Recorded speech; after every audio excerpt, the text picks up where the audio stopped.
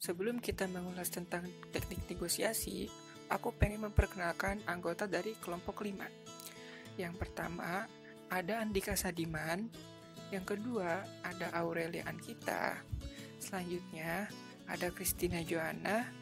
Lalu, ada Fani Apriani. Dan yang terakhir, ada Muhammad Alif. Apa itu negosiasi?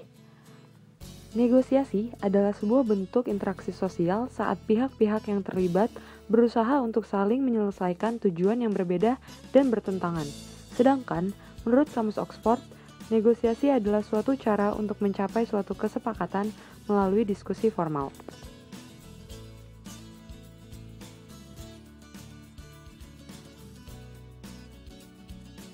Tujuan negosiasi yang pertama adalah untuk mencapai suatu kesepakatan yang dianggap menguntungkan semua pihak. Kedua, untuk menyelesaikan suatu masalah dan menemukan solusi dari masalah yang tengah dihadapi pihak-pihak yang bernegosiasi. Dan yang terakhir adalah untuk mencapai suatu kondisi yang saling menguntungkan bagi pihak-pihak yang bernegosiasi, di mana semuanya mendapatkan manfaat atau win-win solution.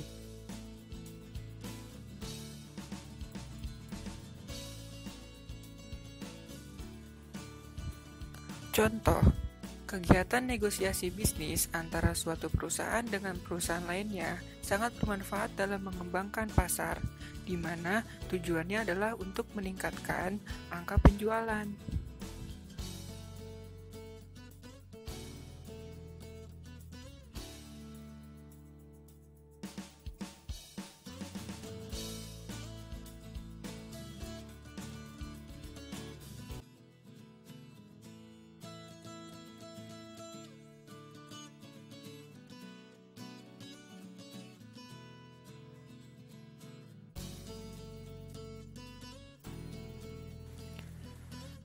Proses negosiasi juga terjadi ketika produsen dan konsumen melakukan tawar-menawar harga suatu produk untuk menetapkan harga yang disepakati. Dengan adanya kegiatan negosiasi, maka penjual dan pembeli dapat menentukan harga yang dianggap setara dengan nilai suatu produk. Manfaat negosiasi. 1. Terciptanya suatu jalinan kerjasama antara satu pihak dengan pihak lainnya untuk menciptakan tujuan masing-masing. 2.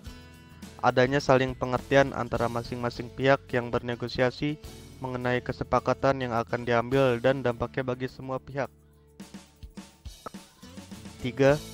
Negosiasi bermanfaat bagi terciptanya suatu kesepakatan bersama yang saling menguntungkan bagi semua pihak yang bernegosiasi. 4. Terciptanya suatu interaksi yang positif antara pihak-pihak yang bernegosiasi sehingga jalan kerjasama akan menghasilkan dampak yang lebih luas bagi banyak orang. Lalu bagaimana caranya agar negosiasi yang kita lakukan bisa berjalan dengan lancar? Berikut kita kasih tahu tipsnya ya. Yang pertama yaitu perhatikan penampilan diri kamu. Dalam negosiasi, berpenampilan merupakan hal penting untuk menunjang kesuksesan negosiasi itu sendiri. Tidak harus mahal kok, asalkan rapih dan bersih. Berikanlah kesan pertama yang baik dengan berpakaian rapi saat negosiasi. Lalu yang kedua, pilihan kata-kata.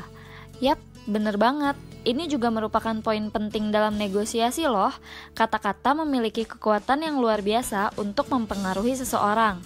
Saat kita mengucapkan sesuatu, kita selalu menggambarkan sesuatu yang lebih besar dari apa yang kita katakan.